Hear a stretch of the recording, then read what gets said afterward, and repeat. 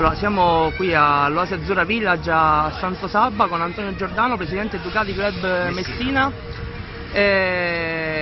Un evento che vede tantissimi modelli Ducati corse qui nella litoranea di Santo Sabba. Ci spiega un po' cosa sta succedendo? Sì, allora salve, Antonio Giordano, presidente Ducati Club Messina. Allora, io sono il presidente di questo club da 11 anni.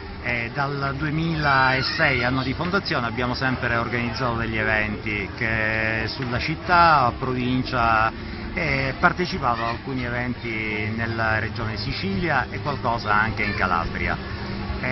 Quest'anno abbiamo deciso di invitare alcuni club della Sicilia e della Calabria a partecipare a questo evento di oggi, che ha avuto inizio a Piazza Duomo, dove c'è stata la benedizione da parte dell'arcivescovo Monsignor Colla, benedizione dei caschi e delle moto, e poi un percorso di 25 km per giungere fino a qui, e una giornata di mare in questa bellissima location.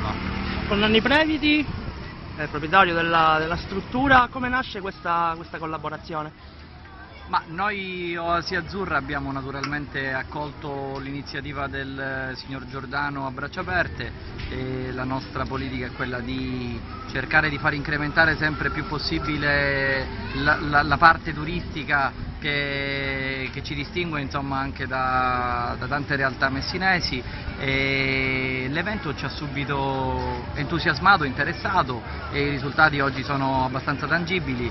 Una miriade di moto, tanta allegria, un clima di festa eccezionale. Siamo molto soddisfatti di questa collaborazione e di questa organizzazione. Diciamo che ci sono le condizioni per poter rifarlo in futuro? Ma assolutamente sì, da parte nostra la disponibilità è sempre massima. Va bene.